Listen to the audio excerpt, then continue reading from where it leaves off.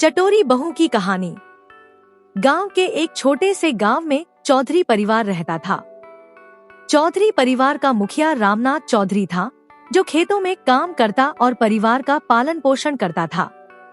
रामनाथ की पत्नी शांता देवी एक कड़ी मेहनत करने वाली गृहिणी थी। उनका बेटा अर्जुन, जो काफी समझदार था, अपनी पढ़ाई के लिए शहर में रहता था। अर्जुन की शादी पायल से हुई थी, जो एक बहुत ही प्यारी और समझदार लड़की थी, लेकिन उसे खाने का बहुत शौक था। शादी से पहले पायल का जीवन बहुत ही साधारण था। वह एक छोटे से गांव में अपने माता पिता के साथ रहती थी। पायल को बचपन से ही खाने का शौक था। उसकी नानी बहुत अच्छा खाना बनाती थी और पायल उसे देखकर खाना बनाना सीख गई थी। हालांकि पायल की खाने के प्रति दीवानगी कभी उसकी पढ़ाई या उसके अन्य कार्यों पर प्रभाव नहीं डालती थी, लेकिन उसे खाने में नयापन और कुछ अलग तलाशने की हमेशा इच्छा रहती थी। जब पायल की शादी की बात हुई, तो उसके माता पिता ने उसे एक अच्छे परिवार में भेजा था। वे जानते थे कि पायल हर काम में अच्छा करेगी, लेकिन उसके खाने के शौक के बारे में कोई नहीं जानता था। शादी के बाद का बदलाव। शादी के बाद पायल अपने ससुराल आई। चौधरी परिवार बहुत ही पारंपरिक था और उनके घर में खाने पीने की आदतें भी बहुत पारंपरिक थी। पायल ने पहले कुछ दिनों तक अपनी आदतों को दबाए रखा, क्योंकि वह नहीं चाहती थी कि उसका कोई भी शौक उसके ससुराल वालों को परेशान करे। लेकिन पायल का दिल तो खाने में ही बसा था। हर रोज सुबह, दोपहर और शाम को पायल ने यह महसूस किया कि उसकी सास और ससुर बहुत साधारण पकवान बनाते हैं। उसकी सास शांता देवी हमेशा दाल, रोटी और सब्जी ही बनाती थी। पायल को यह खाना बहुत अच्छा लगता था, लेकिन उसे कुछ नया और स्वादिष्ट खाने की इच्छा थी। एक दिन वह अपनी सास से धीरे से बोली, सासू माँ, क्या आप मुझे कुछ नया बना सकती हैं? मुझे कुछ नया स्वाद चाहिए।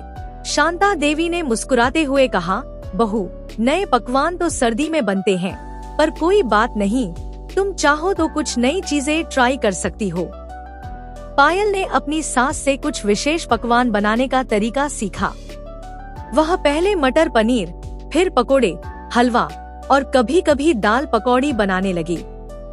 फिर भी उसकी चटोरी आदतें उसे चैन से नहीं बैठने देती थी। गांव के मेले में चटोरी बहू। एक दिन गांव में बड़ा मेला लगा था। मेले में खाने पीने के बहुत से स्टॉल्स लगे हुए थे। पायल की आंखों में चमक आ गई। उसने अर्जुन से कहा, अर्जुन, चलिए ना, इस बार मेले में जाकर चाट और जलेबियां खाते हैं। अर्जुन हंसते हुए बोला, क्यों, तुम्हें क्या हो गया है? तुम हमेशा किसी न किसी खाने की चीज को खोज ही लेती हो। जब वे मेले में पहुँचे, तो पायल ने देखा कि हर जगह खाने के स्टॉल लगे हुए थे। गोलगप्पे, जलेबी, समोसा, पकौड़े, चाट। पायल का मन तो जैसे इन सब चीजों में बस समा गया था। वह जल्दी जल्दी सब खाने की कोशिश करने लगी। उसकी सास शांता देवी भी साथ थी, लेकिन जब उन्होंने देखा कि पायल ने एक एक करके सारे पकवान खा डाले, तो उनका चेहरा थोड़ी देर के लिए गुस्से से लाल हो गया। उन्होंने पायल से कहा, बहू, ये क्या कर रही हो? तुमने तो पूरा मेला खा लिया। पायल हंसते हुए बोली, सासू माँ, खाने से तो दिल खुश रहता है, और जब यहाँ हर जगह इतना स्वादिष्ट खाना है, तो क्यों न इसका आनंद लिया जाए। शांता देवी पहले तो थोड़ी नाराज हुई, लेकिन फिर उन्होंने सोचा कि पायल ने कोई बुरी बात नहीं की, वह तो बस स्वाद के आनंद में खोई हुई थी। शांता देवी ने भी सोचा, कभी कभी स्वाद का आनंद लिया जाए तो क्या बुरा है, और फिर उन्होंने भी पायल के साथ गोलगप्पे और समोसे खाए। पायल की चटोरी आदतें और सास का समर्थन। कुछ दिन बाद पायल ने अपनी चटोरी आदतों के कारण परिवार में थोड़ी परेशानियां शुरू कर दी। उसकी सास को लगता था कि वह खाना खाने में अधिक समय देती है और घर के कामकाज में ध्यान नहीं देती। एक दिन शांता देवी ने पायल से कहा, बहू, खाना तो खा लिया, लेकिन घर के कामों पर भी ध्यान देना चाहिए।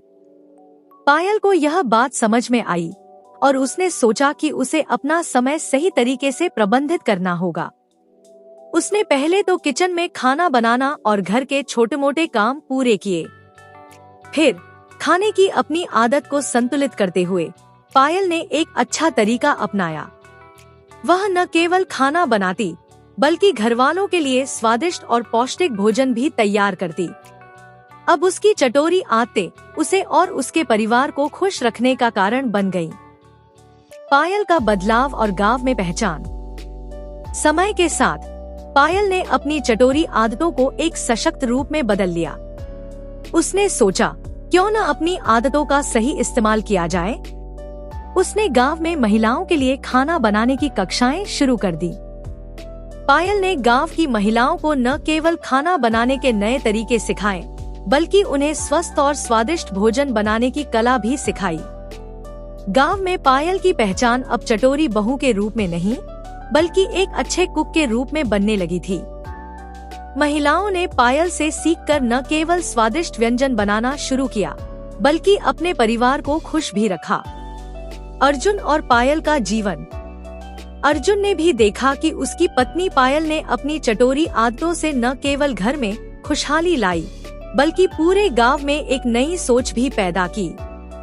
उसने पायल के इस बदलाव को सराहा और कहा, पायल, तुमने अपने शौक को इतने अच्छे तरीके से अपनाया है कि अब तुम्हारे व्यंजन गांव में मशहूर हो गए हैं। तुम सच में एक चटोरी बहू से एक महान रसोइया बन गई हो। पायल ने हंसते हुए जवाब दिया, तुम्हारे सहयोग और परिवार के समर्थन से ही मैंने यह बदलाव किया। अगर तुम सब मुझे समझते और सपोर्ट करते तो मैं यह नहीं कर पाती। सीख। पायल की कहानी हमें यह सिखाती है कि अपने शौक और आदतों को सही दिशा में लगाना चाहिए। अगर किसी के पास कोई विशेष शौक है तो वह उसे अपनी ताकत बना सकता है। पायल ने अपनी चटोरी आदतों को एक कला में बदलकर न केवल अपना जीवन संवार लिया बल्कि पूरे गांव की महिलाओं के लिए एक प्रेरणा बन गई।